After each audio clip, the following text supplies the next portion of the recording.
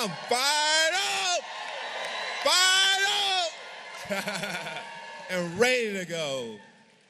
Hello, everyone. My name is Devin Freeman. I'm a senior at the illustrious North Carolina Central University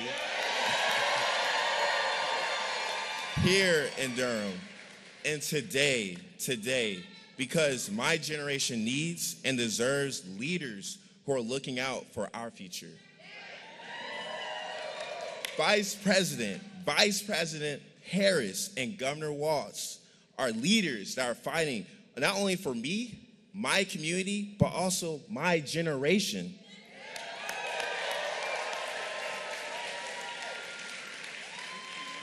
They have a vision for a new way forward.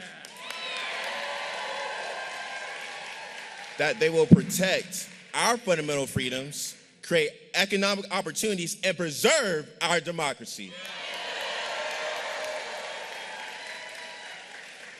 Now, as vice president, we know Kamala Harris has already been fighting for our people, just like myself. She is a proud HBCU alum. She knows that our state's HBCUs are an important cultural and educational institution.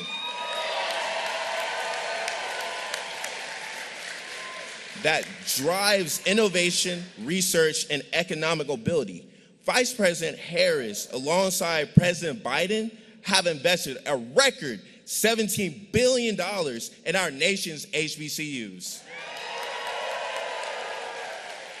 And delivered one of the largest increase in Pell Grant program on over a decade.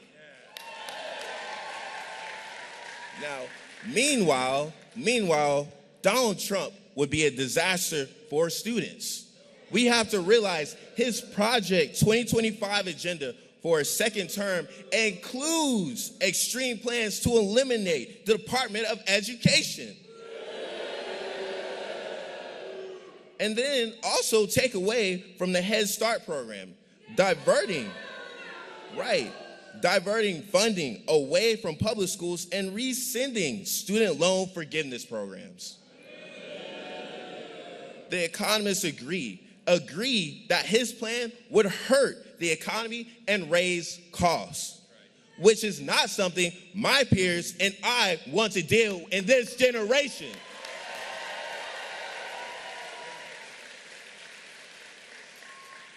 And when we talk about it, the members of my generation want leaders with a vision for the future, one where we're all able to achieve our version of the American dream. With Vice President Harris, we know that she was fighting to give us more opportunities, to make it easier to get an education, to make it easier to get a good paying job, and to start a small business.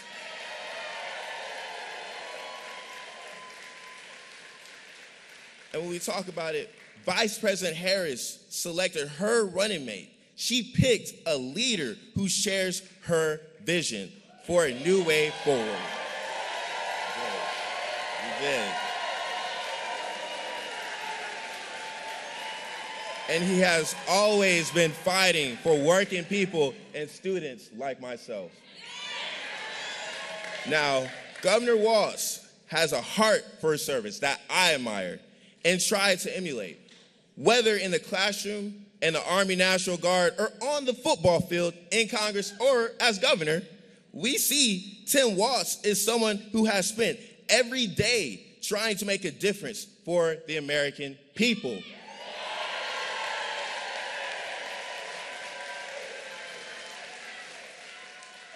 And let me tell you a few things that he has done as governor. He has signed the largest tax cut in Minnesota's history, lowered the cost for the middle-class families, stood up for our fundamental freedoms, just to name so many of his accomplishments. Now, today is the day, North Carolina. Early voting starts today. And I am proud to have voted. I voted today, as you all should vote today. Everyone here, we know the path to the White House runs through North Carolina.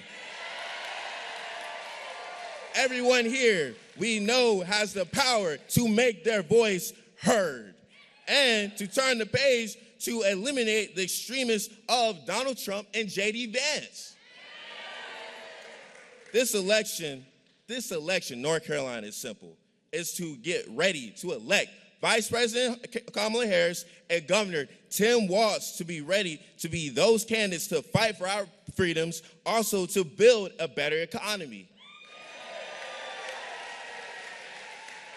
When we have their back, they have our back. And now it is my great honor to introduce the governor, our next vice president from Minnesota, Tim Walz.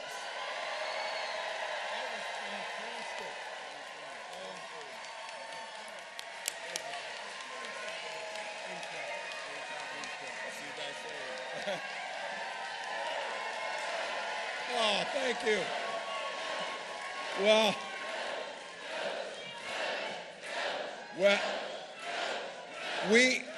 good afternoon, Durham. We're in the right spot, aren't we, in the middle of the gym? So, great. Well, I don't know about all of you. We're going to get through this election, have President Harris when we're done with this thing. But I got to tell you, listening to Devin, our future is bright. You see it here. Our future is bright. Now, I'm going to admit I'm a little partial to governors or former governors, but I got to tell you, North Carolina, and you saw it over these last challenging weeks, Roy Cooper is an absolute gem.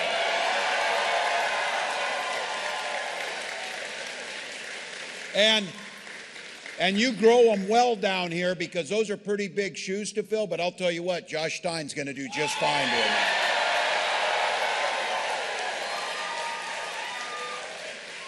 And I don't know about all of you, I'm still a little bit giddy here. I'm standing on the stage with the 42nd President of the United States. So.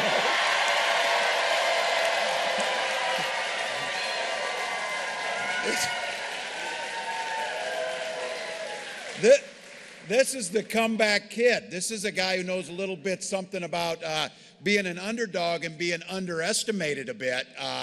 But I think you'd be hard-pressed to find anybody that understands politics or the American people better than Bill Clinton. And somebody...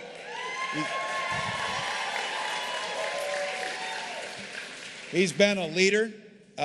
He understands what it takes to win these campaigns, and he gives of his time because what he understands, just like all of you understand, you came here today and President Clinton came here today because you believe in the promise of America and you love this country. That's why you came. That's why you came. And I'm just glad that President Clinton and all of you are out here to make the case why we need to elect Kamala Harris the next President of the United States. So. Now, I want to say before we get started here, and I bring this to you from across the country and certainly from Minnesota, the eyes of the country have been upon all of you. Our hearts are breaking watching. We know there's folks that lost loved ones, lost everything they had. So the communities are still in the moments of recovery. I want you to know, and you've seen it, the Biden-Harris administration are doing everything they possibly can to get the relief to these areas to get it done. And it's at times like these that it brings out the best of our country. This is what it looks like to be unified. And we're going to have a choice in 19 days to decide to go down a road that Donald Trump wants to take us down of chaos and division. Or Kamala Harris's vision of a United States that cares about each and every one. So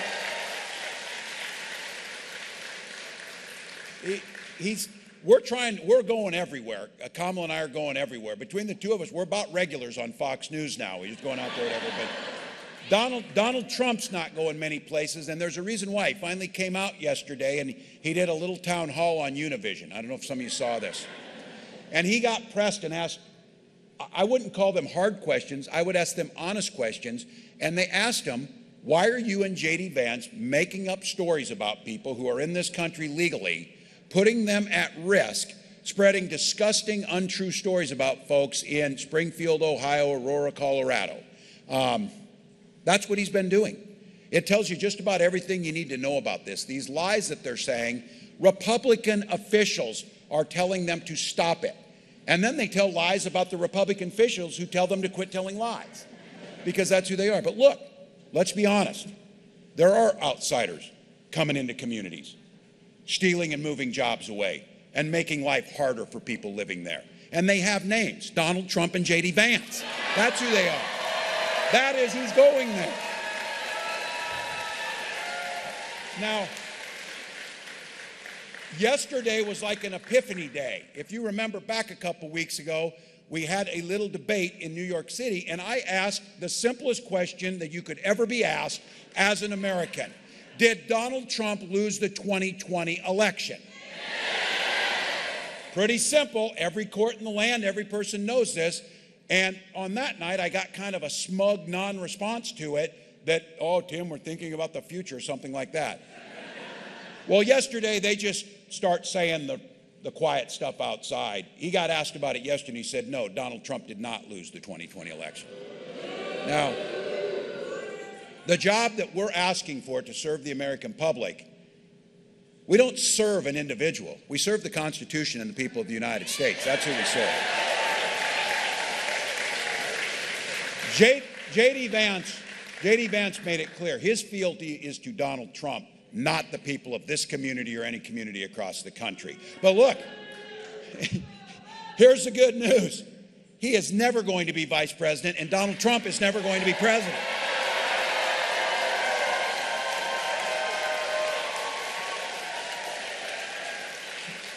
You can say no to them and yes to Kamala Harris and a unified country. A new way forward.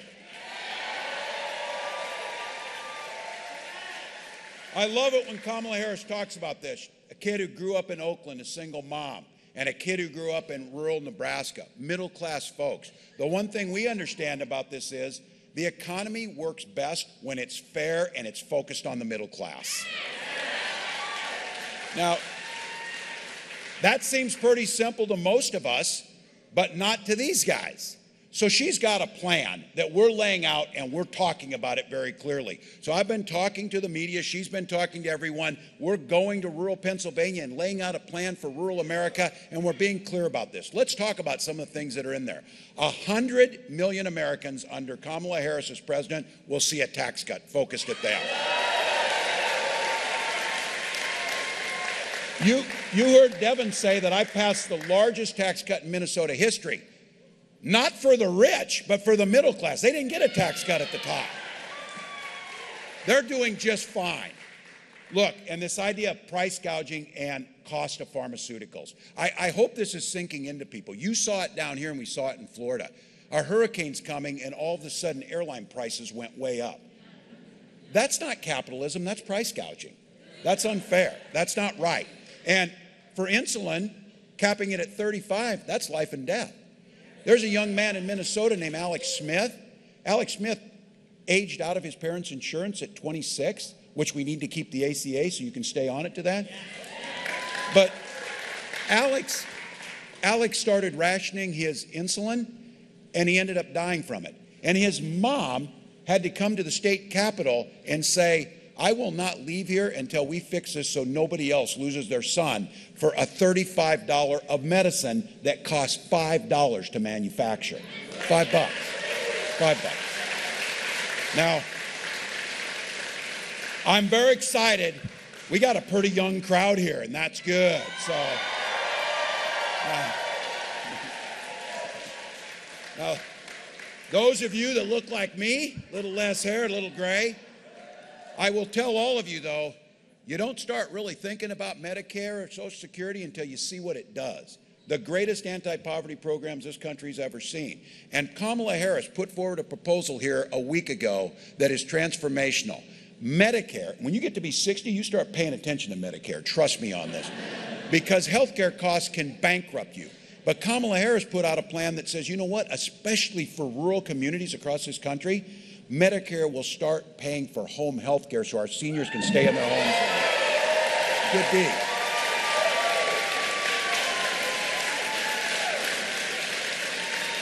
And Whether it's affordability on college or whether it's young folks and the rest of us trying to buy a home, building 3 million more affordable homes and down payment assistance to let people get in those homes. The down payment is what keeps us out of the homes. By doing the tax credit and allowing it to go forward, more people can buy homes across this country. Build yours. And those of you who want to be your own boss, $50,000 tax credit to start your own businesses, and we'll get it back.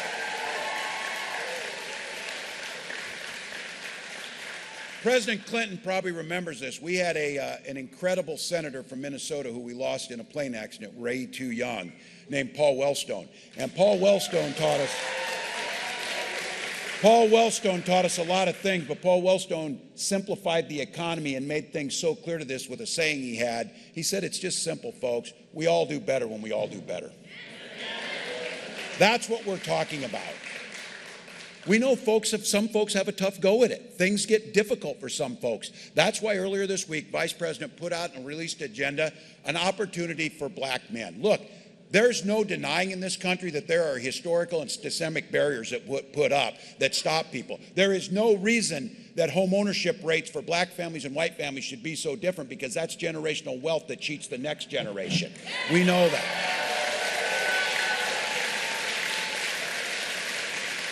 So when we talk about these proposals, we need to make sure, certainly the housing and all that, but specifically targeting access to capital for black entrepreneurs to start their own business is an absolute key. Absolute key. Making sure we're targeting job training and apprenticeship programs to communities so that folks can get the skills they need, the capital they need to be their own bosses or to work in the industries that make you in the middle class. So that's an agenda that's out there. And look, our laws have taken a disproportionate impact on certain communities, and certainly the black community. Laws around cannabis have disproportionately impacted and set back folks in those communities. So when we in Minnesota talk about this, and Kamala talks about the country legalizing recreational cannabis, but make sure that the community that was most negatively impacted gets the first shot to make money in those industries. Those are the ones that make a difference.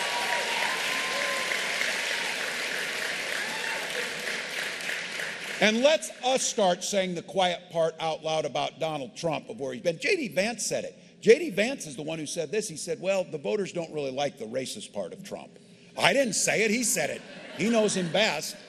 But look, when Donald Trump is talking about bringing back stop and frisk policies and things like that, those are harassment that went on to the black community, specifically black males, and put a disproportionate number of them into incarceration and sent back an entire generation. We are not going back to those policies. We are not going back.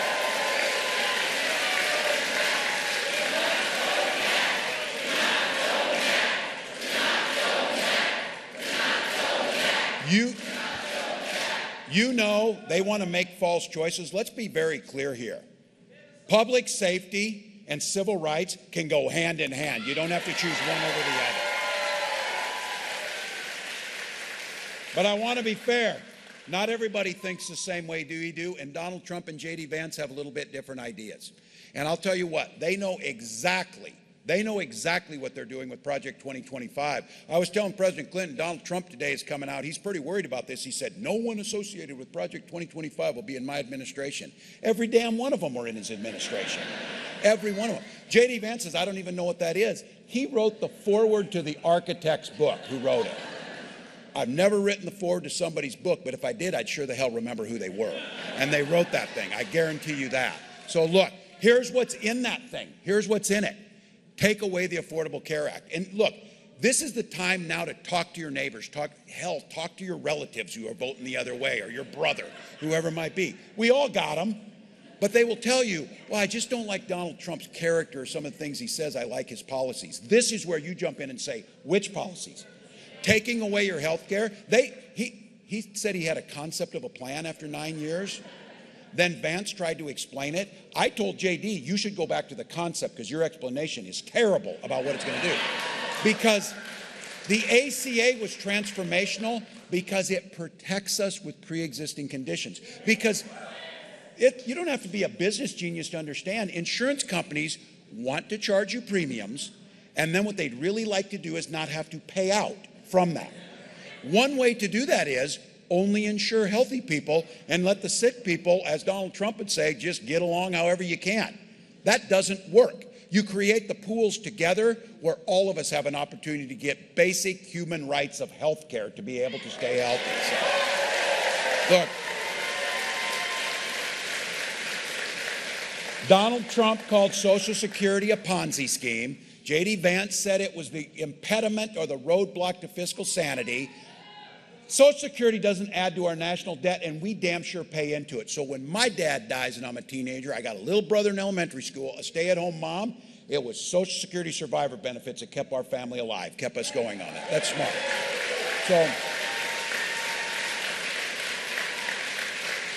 So look, we hear this, and this is a tough state. We know how to do this stuff. So when they tell you, just pull yourself up by your bootstraps, damn happy to do it. We just didn't have any boots. So Social Security is the boots. I guarantee you, if I would have had $400 million, I would be in better shape than he is and wouldn't be bankrupt. So let's today, I listened to 2 business interviews with this guy. I have met no one in my life that has less business acumen than Donald Trump. So put an end to that myth. Because this guy is trying to convince the entire world, because nobody, he and JD, believe it, his tariffs are a sales tax on everything we buy that will cost your family $4,000. Don't let him skate by and say, oh, China will pay for it. Yeah, just like Mexico will pay for the wall. We'll see how that. Not going to happen. Not going to happen. So be very clear. He doesn't know business, and he damn sure doesn't know the middle class. So look.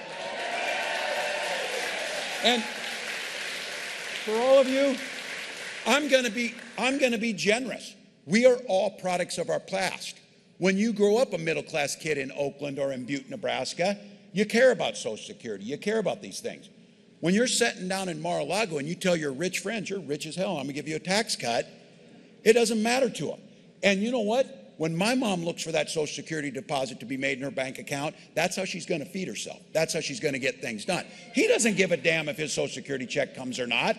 So let's be very clear. If any of our relatives or anyone gives us this, if they tell us, well, Donald Trump's understand us, that's bullshit. He does not understand you. He does not understand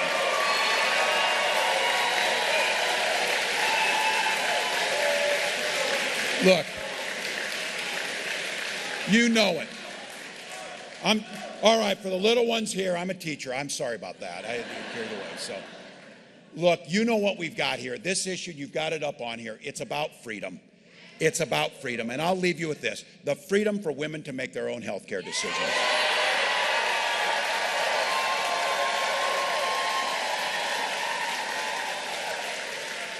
The freedom to drink clean water and breathe clean air. Those are the things. And I say this as a teacher and as a parent. The freedom to send your little ones to school in their best clothes so that they can go learn and be kids and not be shot dead in their classroom.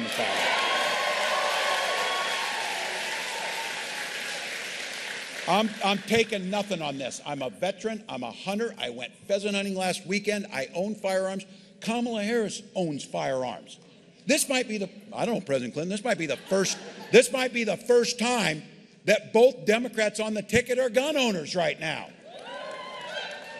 And it might also be the first time that the guy on the other side can't pass a background check because he has felonies.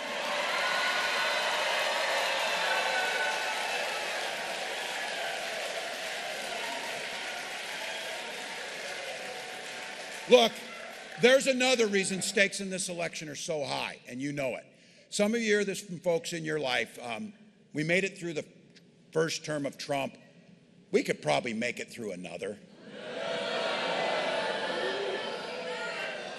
I am an eternal optimist. I survived over a decade supervising the high school lunchroom. I'm an optimist. I am an optimist.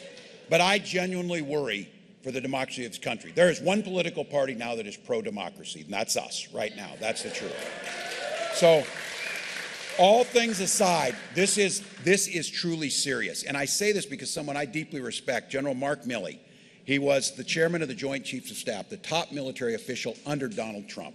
And Mark Milley doesn't have time to mince words. This is a hero who's been out there and wore the uniform for over 30 years. He told us on the record that he believes Donald Trump is fascist to the core.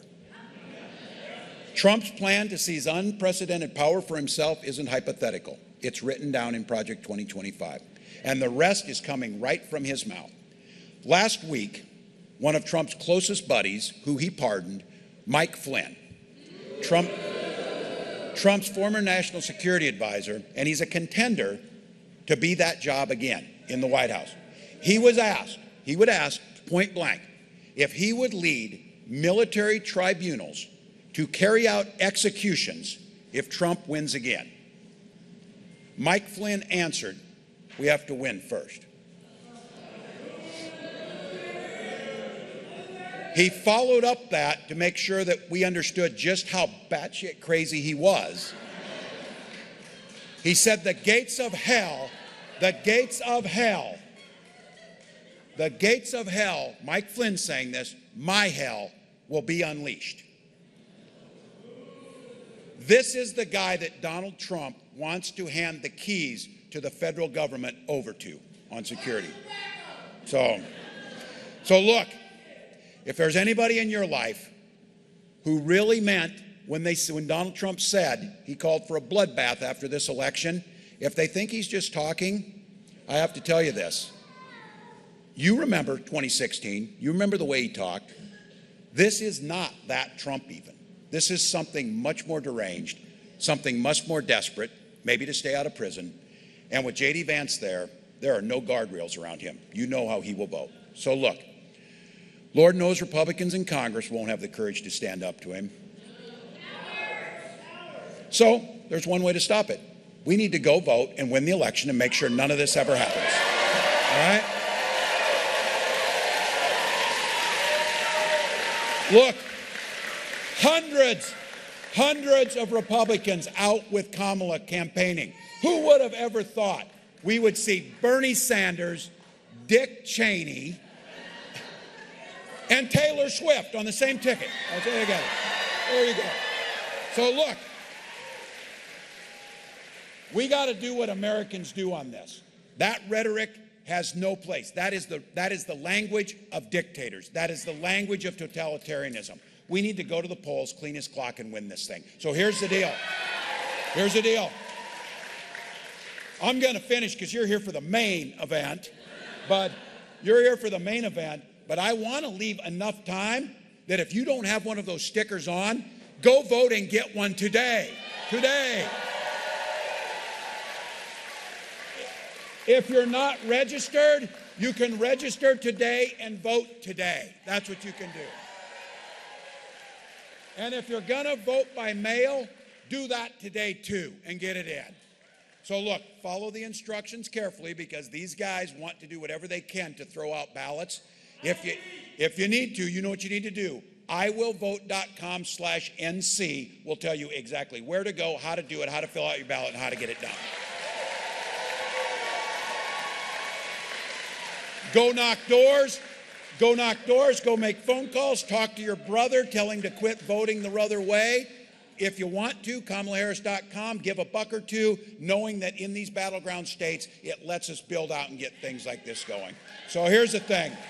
I'm going to turn it over to somebody whose accent might be closer to yours, a son of the South, speaking like a Midwesterner, a son of the South, a governor who went, someone who understood small town. And I will say this, as someone who named his daughter Hope,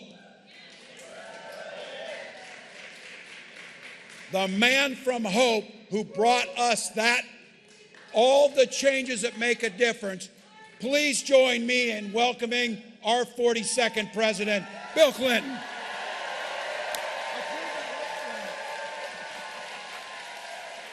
Sorry about that.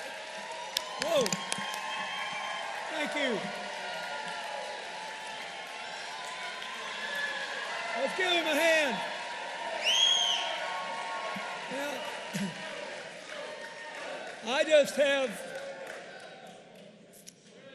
one thing to say off the bat. The people who say on the other side that Kamala Harris is an unknown quantity, a dangerous radical. Can you hear now? So all these critics of our candidate, Kamala Harris, they often say, well, she's an unknown quantity, she's a dangerous radical, whatever. The first decision she made was Tim Walz. I think she did pretty good.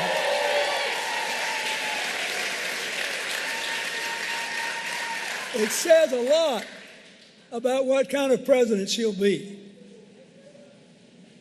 First decision Donald Trump made was J.D. Vance.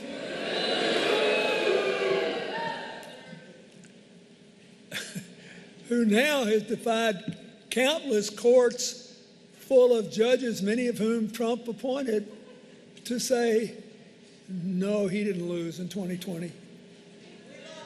Poor baby, the whole thing was rigged. And he had the gall to say in his debate with Tim that he didn't want to destroy the health care bill with its protections for people with pre-existing conditions. He was just trying to make it more sound. That was a whopper. And there are probably 30% of the people in this audience, maybe more, who have family or certainly friends who would be affected if we got rid of the protection against charging people with pre-existing conditions more. That reason alone should be enough to defeat the Trump ticket in North Carolina and in America.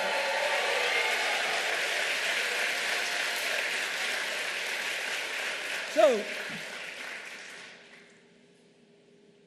I really like Tim Walz. He spent his whole life serving his community and our country. He's made a positive difference in every role he's ever played. He left a rewarding career as a teacher and a coach, but he didn't leave his roots behind. He told me that his old football team just won against its arch rival, and he went home and checked on it in the middle of this election. He was in the National Guard for 24 years. He represented a rural congressional district that had elected only one other Democrat in more than a century. They trusted him. And after he flipped it blue, he proved that you can compromise without compromising your values to make the system work again. He worked across the aisle on the Farm Bill and veterans issues. Aren't you sick of all this bad-mouthing, sliming talk that dominates American politics today? He proves it doesn't have to be this way. Look at his record as governor. He's done unbelievable things for working families, especially for those that have children. He's given the biggest tax cuts in Minnesota history, paid leave, free school meals.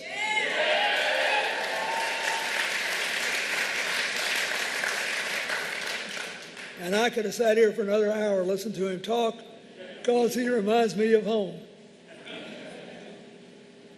Let's cut to the tape. Whew, Chase. I don't know how many more elections I'll be involved with, and I'm too old to gild the lily. Heck, I'm only 2 months younger than Donald Trump.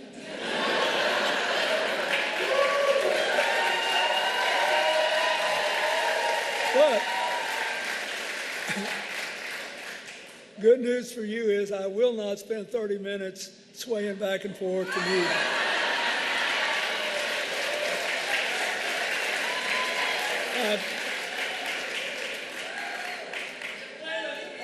I've played enough music. I will not clap off beat. Nor will I pretend to be a conductor. because we got a race to win, and we have to win it. I've been doing this a long, long time, and I can honestly say that this time I am not here running for anything anymore except for my grandchildren's future. Now, you just heard what Tim Walz said. So think about this when I describe what the decision is before North Carolina and the country.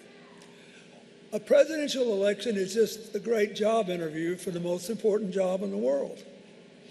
And since you do the hiring, you have to decide what the criteria for the job are. And in effect, the American people make that decision every presidential election over and over and over. So how do you decide? What questions will you ask? Here are the questions that I hope you'll ask. Which candidate will take us forward? Which will take us backward? Which will give our children a brighter future or a darker, more uncertain one? Which will make us more united? And which will relish in every new division? Which will make us all feel heard and seen, regardless of who we vote for? And when the election's over, will we all live under the same set of rules? That's a big deal in a democracy. It's not just about who gets the most votes. It's what rules do you play by when it's over. He's got a Supreme Court that virtually said, once you get to be president, you can just make up the rules. And he keeps talking about how he wants to get even and may have to call out the military on our own people. The danger within. I suppose that includes me. And I mean, basically, he's asserted the right to go after anybody that he thinks, in his wisdom, is a threat, right? You sign the oath says you promise to preserve, protect, and defend the Constitution against all enemies, foreign and domestic. And he said, I think I'll start with domestic. Bring me the Army. Now, I used to like President Clinton. I once said only he and Ronald Reagan were the great presidents since World War II. But I've had a change of heart, and I think he needs to go away for a long time. And I'm not going to execute him, although I could, under the Supreme Court's ruling. But I think I'll just send him to the Colorado Supermax for the rest of his life. So I've already got a petition ready. I want him to transfer me to Guantanamo. Because when you're 78, you're a lot more worried about it being too cold than being too hot.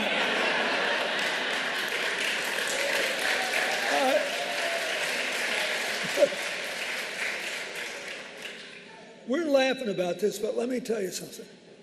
Being president is a sacred duty. And the sheer joy I had every day, I'll never be able to repay all of you for. Even the terrible days when they were trying to tear my head off, there was always something good you could do for someone. And the idea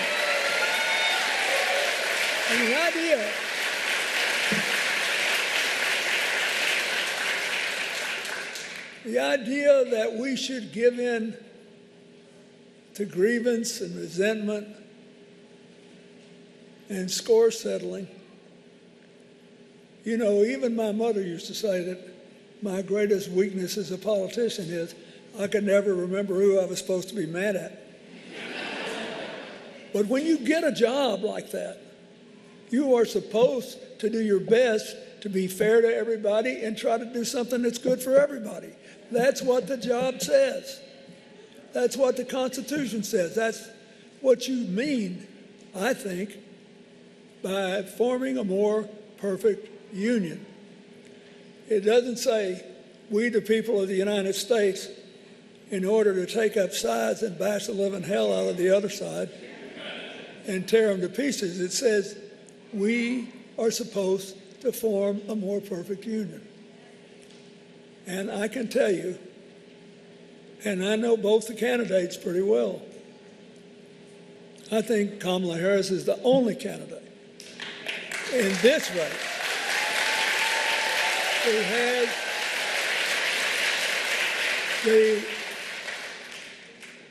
the vision, the experience, the temperament, and yes, the will to do that on good and bad days. One of the things I find most interesting about Donald Trump, which has surprised me as someone who's known him over the years, during times when we had a perfectly cordial relationship and he was nice to me until he decided Hillary should be locked up for her email practices, which his own State Department later said, remember that? That was the biggest issue when she ran. His own State Department later said she sent out exactly 0 confidential emails and received exactly 0. And somehow he was able to make that the biggest issue in 2016. But anyway, he now makes us all listen to his personal grievances and these kind of crazy conspiracy theories. And his buddy Congresswoman Green the other day said that the deep state had now perfected the ability to direct tornadoes and hurricanes, remember? So that instead of what usually happens is that eastern North Carolina is hit, western, more red North Carolina was hit, as if we did that on purpose. And they want people to believe that. I remember when I was a young man, I fell in love with Thomas Wolfe's novels, and I read all of them, and I couldn't wait for the chance to go to Asheville.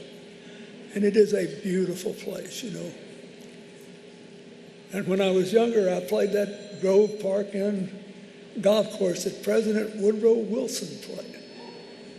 The idea that anyone would willfully destroy a treasure like that or hurt people in a part of the state or the nation because of their politics is appalling. But I am sure now there are people who believe it. What happened? We lost our local newspapers, we lost our locally owned radio stations, and everything was supplanted by the most extreme social media sites and our friends on Fox News. By the way, she did a good job with Brett Baird, didn't she?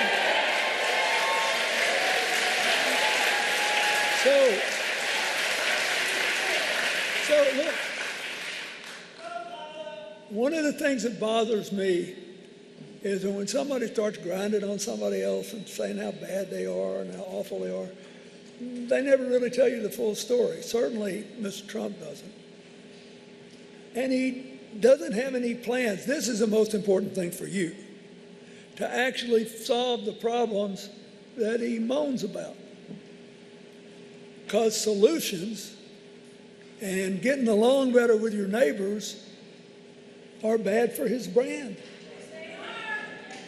Isn't that right? I mean, you don't have to count the lies, you just count the eyes. Sun came up this morning. I made it happen. It rained yesterday. If I had been president, it never would have happened. It's always about him. One reason I want Kamala Harris is it will be about you.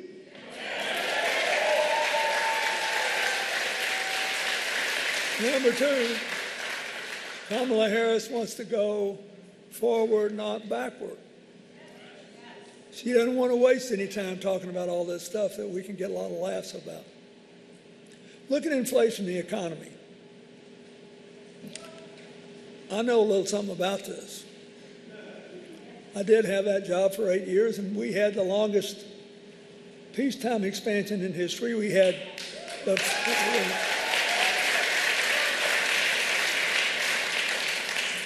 first balanced budget in 30 years, the first three surpluses in a row in 70 years.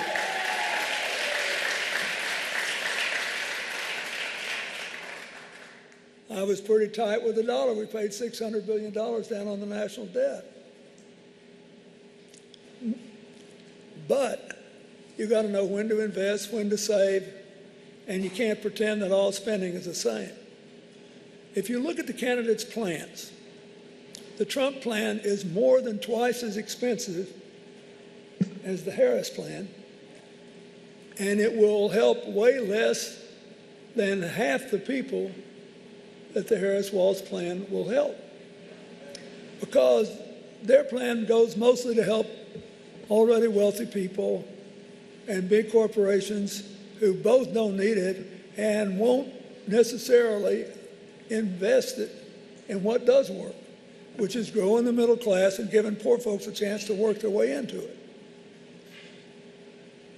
So why aren't we voting for the Democrats? Well, a lot of people say, well, there's been too much inflation. That's right. When COVID happened and the economy of the world shut down, it broke the supply chains. And when the supply chains are broken, then the demand for goods for a while is much higher than the available supply. When the demand's here and the supply's here, the price forces a raise. It happened everywhere in the world. Now what happened? The administration, President Biden and all of his economic team and Vice President Harris, they've been trying to get the inflation rate down, and it's been going down for 3 years, and finally the Federal Reserve has lowered interest rates, which is going to drive it down more. So there's still some residual inflation that we all have questions about, especially in food prices and fuel prices. Now, here's how that works. If you look at the grocery business nationwide, there are still quite a large number of independent grocery stores, especially in smaller places, but they have to buy from a relatively limited number of suppliers. And then there's the problem of concentration in larger places of huge grocery stores with massive numbers of customers having a big share of the market. They often have what sounds like a low profit margin, 3 or 4%. But if you've got millions of customers, you can make a ton of money with that kind of profit margin. And the difference of 1% might be enormous, and all the burden of that 1% might come off people buying meager groceries every week to stay alive. That's why most states have anti-price gouging laws. But we always left it to the states before. And the grocery business has been changing before our very eyes and getting more and more concentrated. And that's why Kamala Harris became the first presidential candidate ever to say we need a national price gouging law. And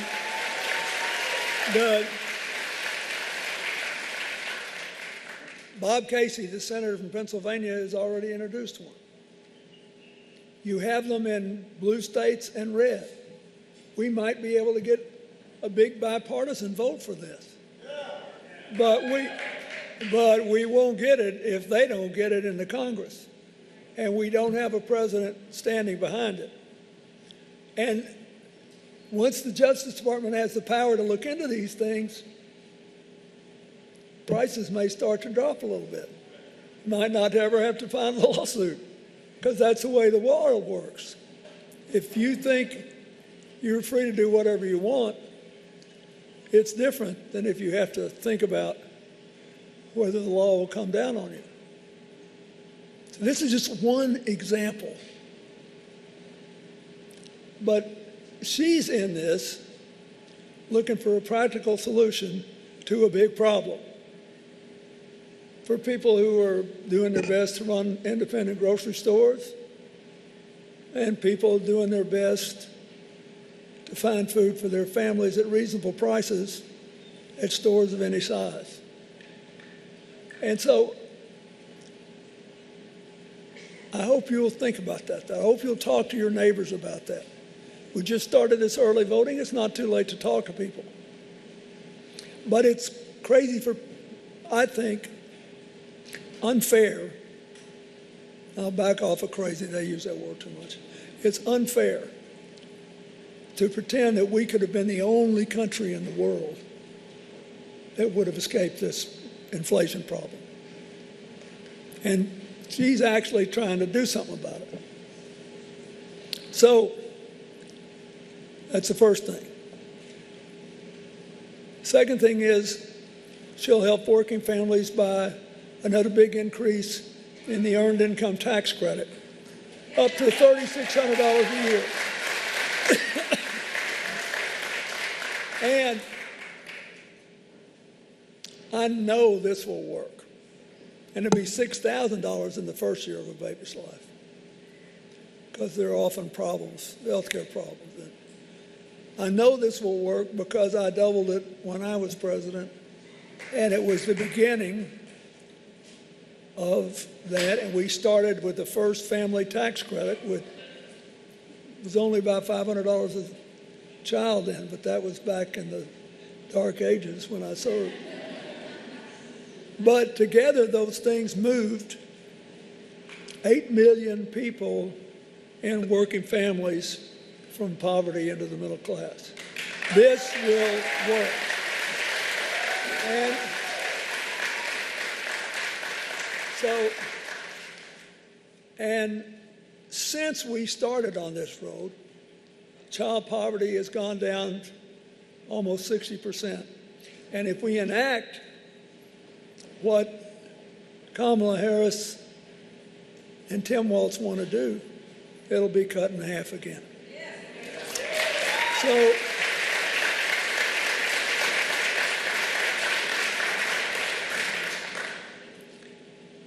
the guys on the other side talk a lot about family values. But I think how your children live, eat, get medical care, and handle the responsibilities that they impose upon their parents, I think those are very important family values. So what does Donald Trump want to do? His economic plan basically amounts to more tax cuts for the ultra wealthy. He does impose tariffs across the board. And all the surveys show that that's kind of popular because he sounds like he's zapping foreigners. Here's the problem. If you double tariffs on stuff that we don't make here, but you have to buy,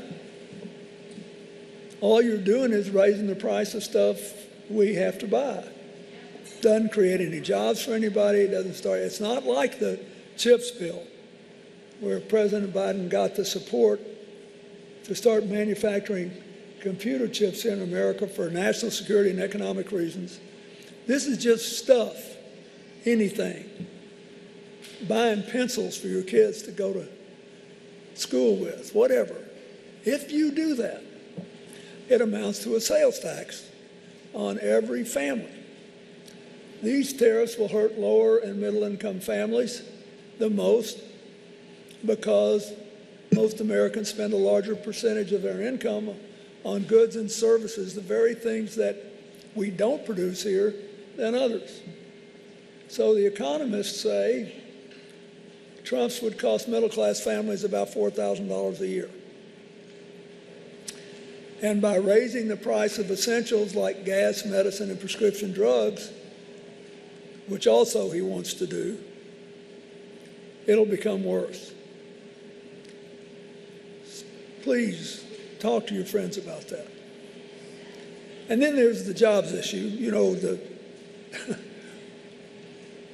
we're about to finish the 4-year term, which has produced more jobs than any 4-year term in the history of the United States of America. Now,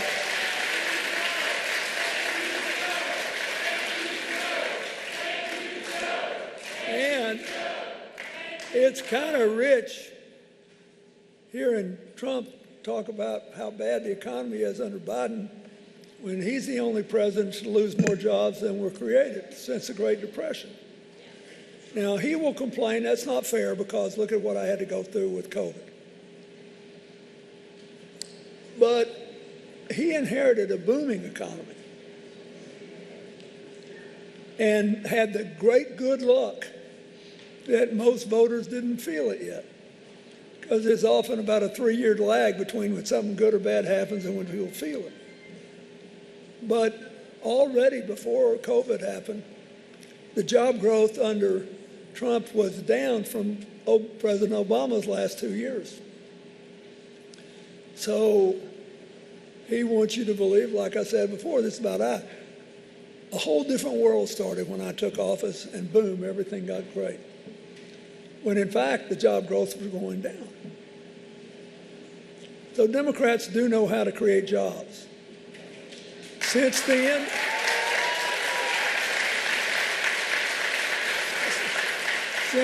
end of the Cold War, about 51 million new jobs have been created by the private sector, 50 million under the Democrats.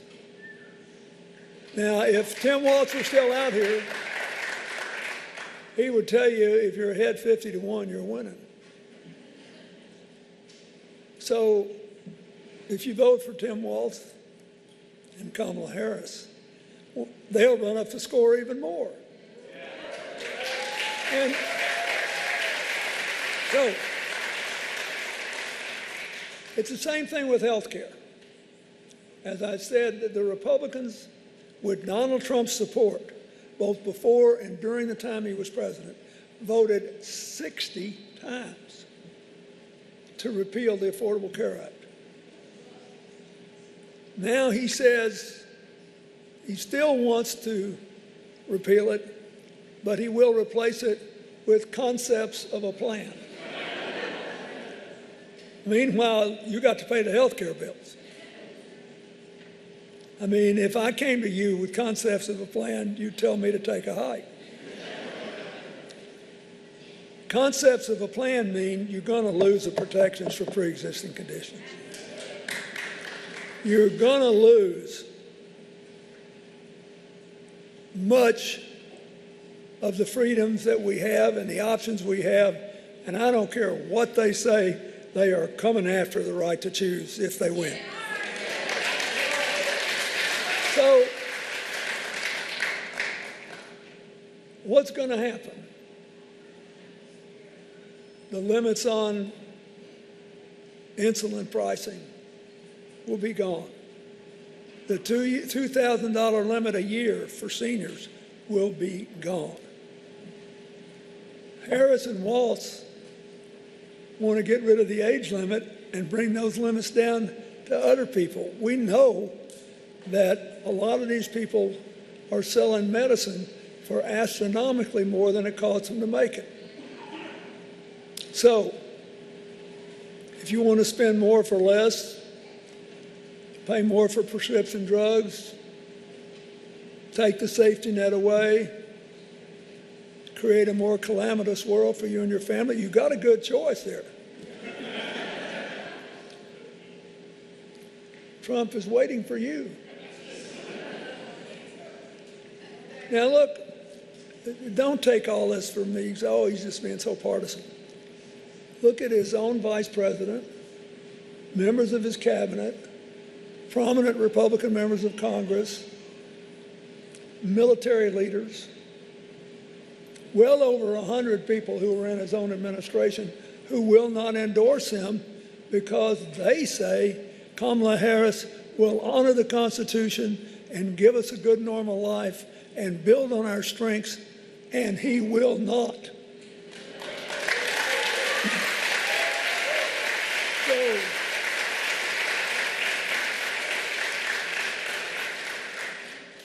he wants 4 more years of chaos, 4 more years of the blame game.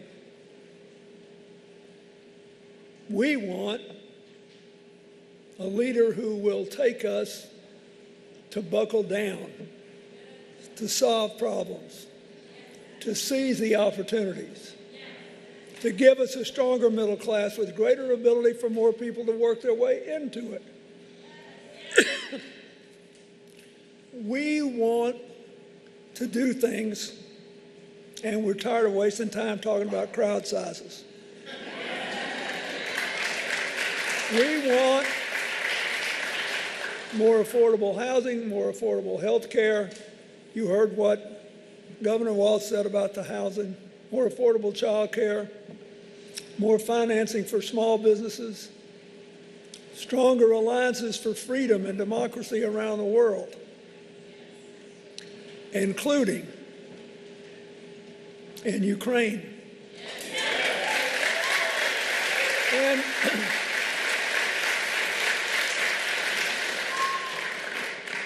we want peace in the Middle East that secures Israel's future and gives the Palestinians a right to a homeland. Now, that's what we want. We want to lead but through cooperation, and we're not too interested in hearing about the great late Hannibal Lecter or the very real wishes of President Putin and the president of North Korea. Folks, it's dangerous. We're all having fun. I want you to have a good time. But this is really serious. Here's what I know. For 250 years now, we have always been divided. Benjamin Franklin's only son was the royal governor of New Jersey and was never reconciled with his father. You can't get over every conflict, but we got a constitution which specified how they were all going to be handled. And basically could be subtitled, "Let's Make a Deal." Majority rule, minority rights, individual rights, the rule of law, and all of us living under the same rules. Somehow, we've kept hope alive. We've kept marching together. We should not despair about these divisions. We have to do something about it. We have to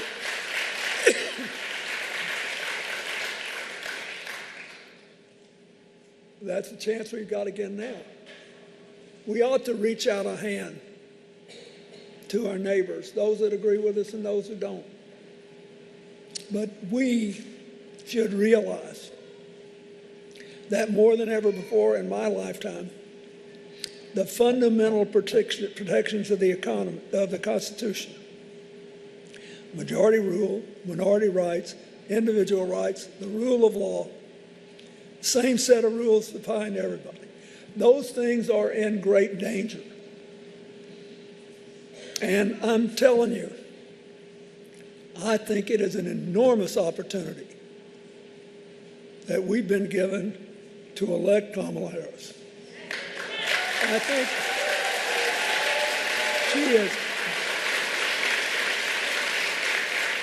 she is clearly up to the job. Tim Walz is clearly up to the job. They will bring us together and move us forward. Will everything be perfect overnight? Will everything be hunky-dory? Will you agree with everything they do? No. This is the real world. But you seldom get a chance to do as much good for as many people with one decision. So go out there and win this, because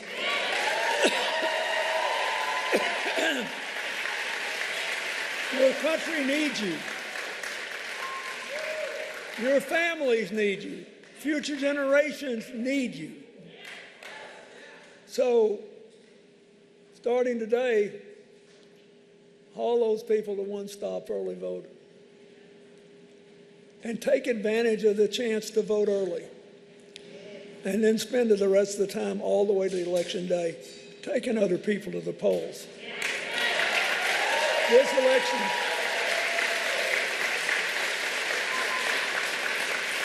a lot of people need a plan to vote. They need help voting. We have so much hay in the barn. There is not another country on the face of this earth that is better positioned for the next 20 years than the United States. Not one. But we've been through so much turmoil, so much trouble. We've still got some people with PTSD from COVID. This has been tough on people. You've got to take a deep breath and push this thing over the finish line. I'm telling you, you can do it. So, thank you. On behalf of my grandchildren and yours, if you have them, there's a lot on the line. So far, for more than 250 years, everybody that's bet against America has lost money.